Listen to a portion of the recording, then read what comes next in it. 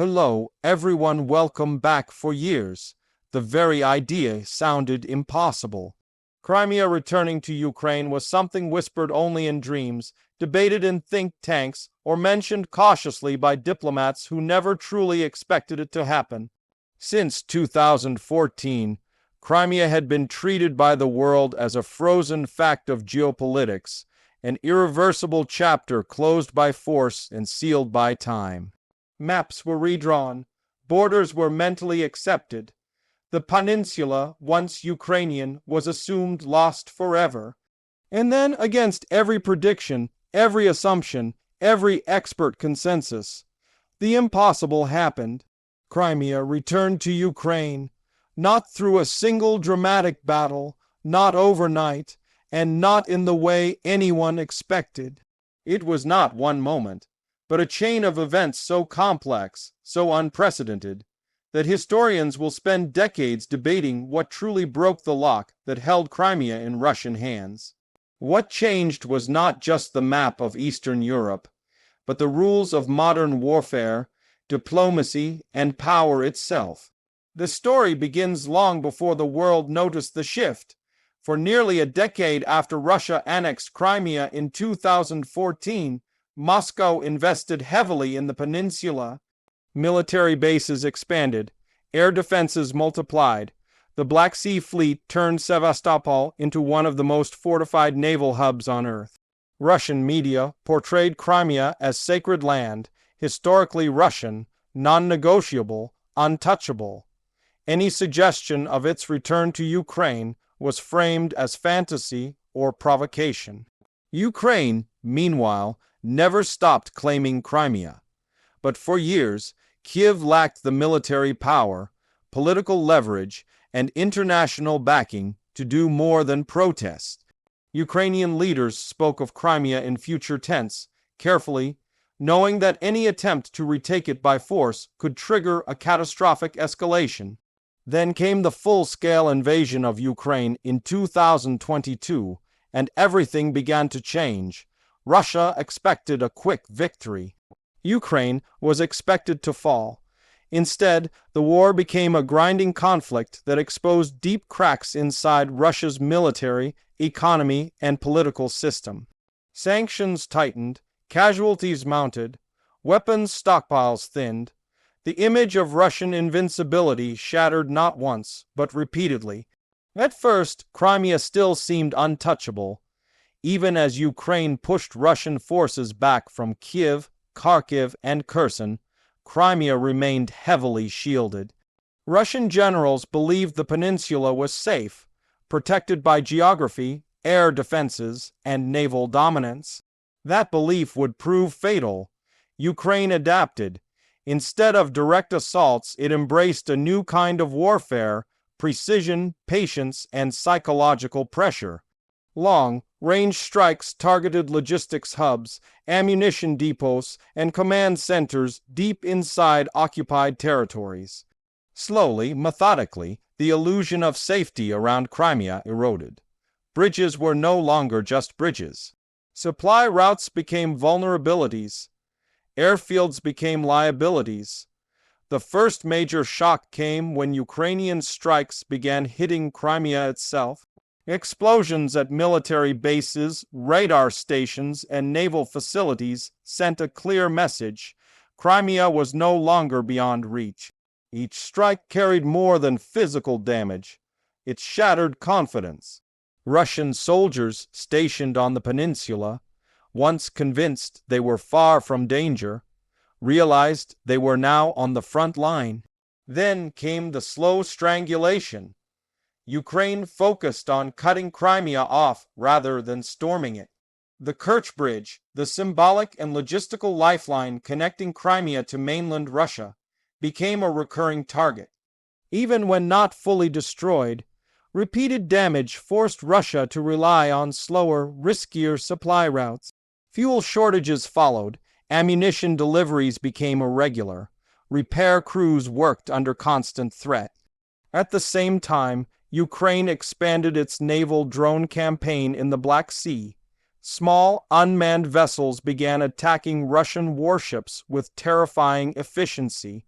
The Black Sea Fleet, once a symbol of Russian dominance, was forced to retreat, relocate, or hide. Ships were damaged, sunk, or withdrawn. Insurance costs skyrocketed. Ports became vulnerable. The balance of power at sea quietly shifted. Crimea was no longer a fortress. It was becoming an island under siege.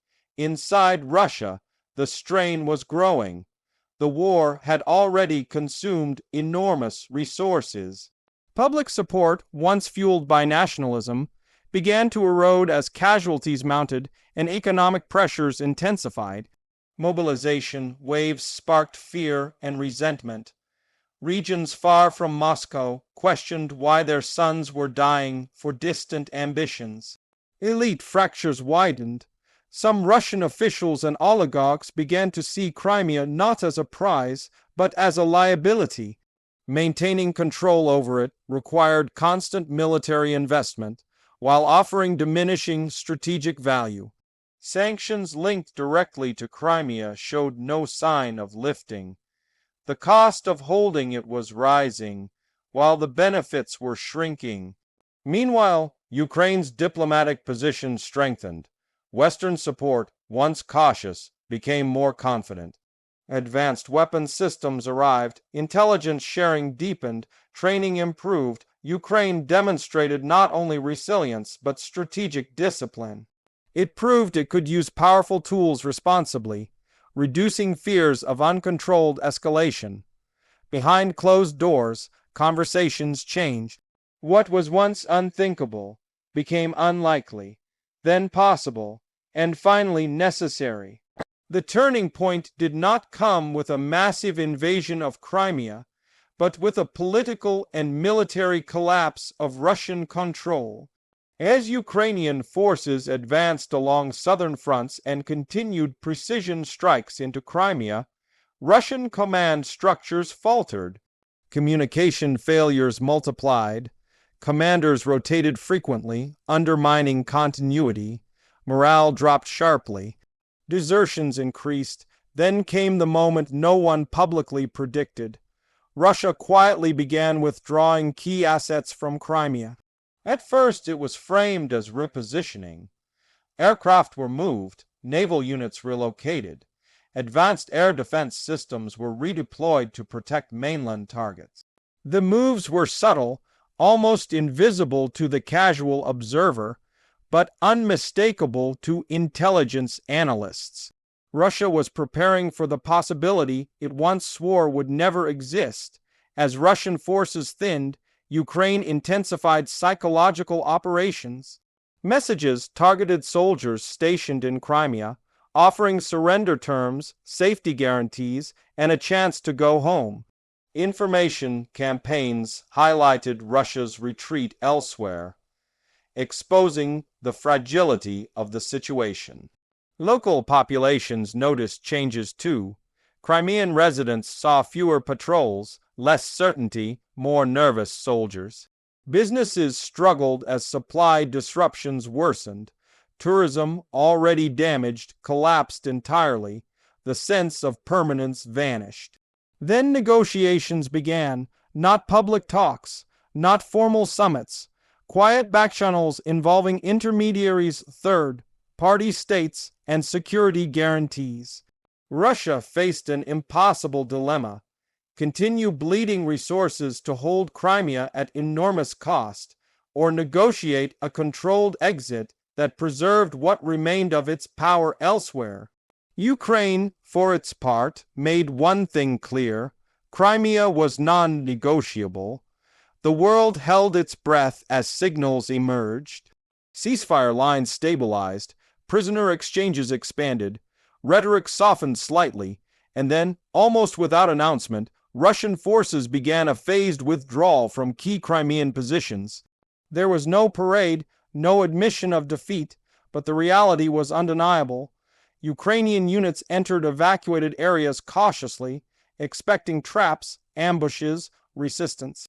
Instead, they found abandoned equipment, damaged infrastructure, and silence.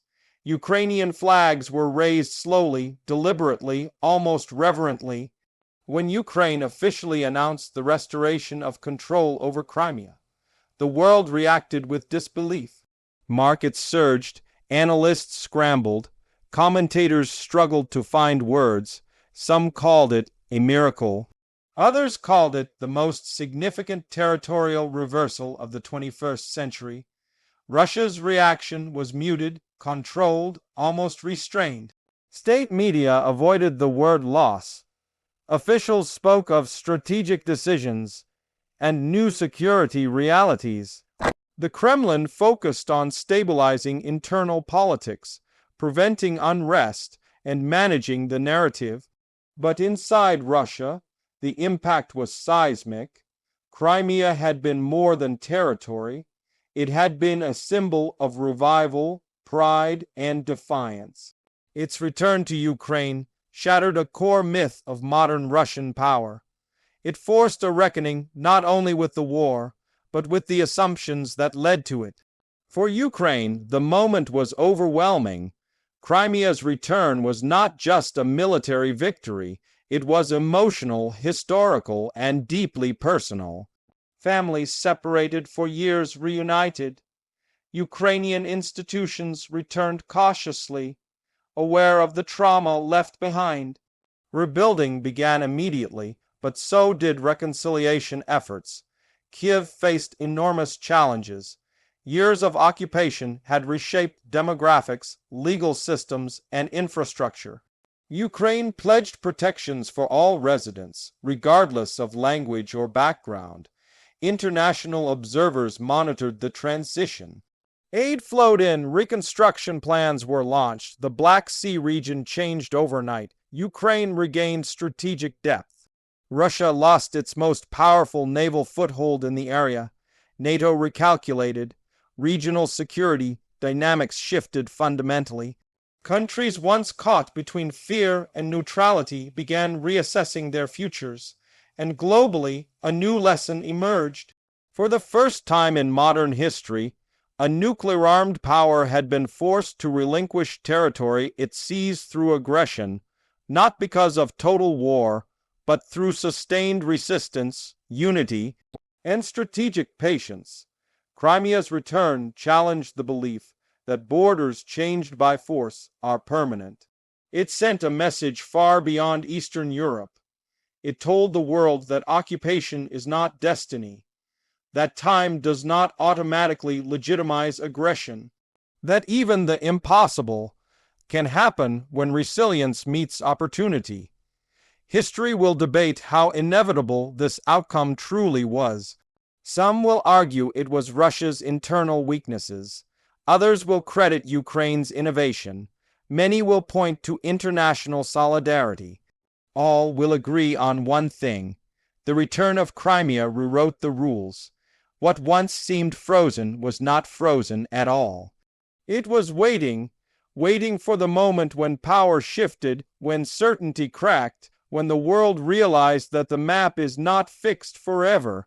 And in that moment, the impossible became real.